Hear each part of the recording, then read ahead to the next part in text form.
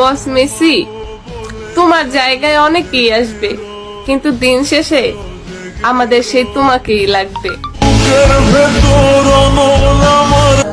একটা বিনোদন দেখলাম, লিওনেল মেসির শেষ ম্যাচের কথা শুনা লিওনেল স্কলনি গান নাই ভাঙা পড়তেছে।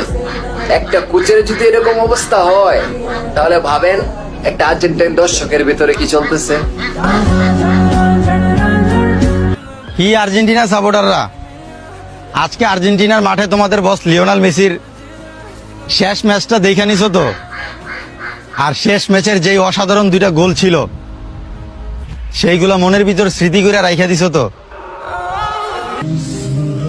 ভালোবাসার আরেক নাম লিওনেল মেসি, যার বিদায় বেলা আমার খারাপ লাগতেছে অনেক বেশি।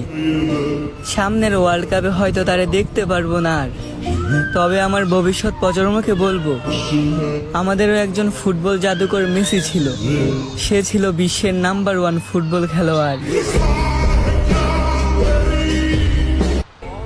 আর্জেন্টাইন ফ্যানদের আজকে হৃদয় ভাঙার দিন, আর্জেন্টাইন ফ্যানদের আজকে মন খারাপের দিন।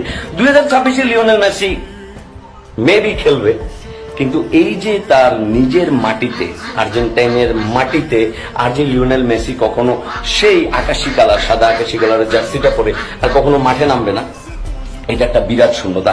এই জেনারেশনের বিশাল একটা অংশ শুধুমাত্র লিওনেল মেসিকে ফলো করে ফুটবলটাকে আলাদা করে ভালোবাসছে, ফুটবলটাকে আলাদা করে দেখছে, ফুটবলটাকে বুঝতে শিখছে এবং ফুটবল নিয়ে মাতামাতি করছে। সেই লিওনেল মেসি তাদের আইডলও, ওই আইডলও যখন থাকবে না, এই ফুটবল পাড়ায় একটা বিশাল শূন্যতা ক্রিয়েট হবে।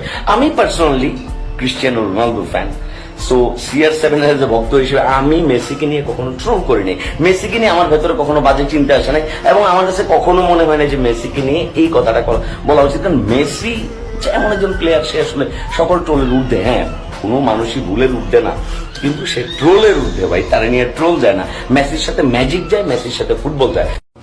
কত ফুটবলারই তো বিদায় নিল, কখনো এমন তো লাগে নাই যেমন লাগতেছে আমার কাছে মেসির বিদায় মানেই পুরা ফুটবলের বিদায়।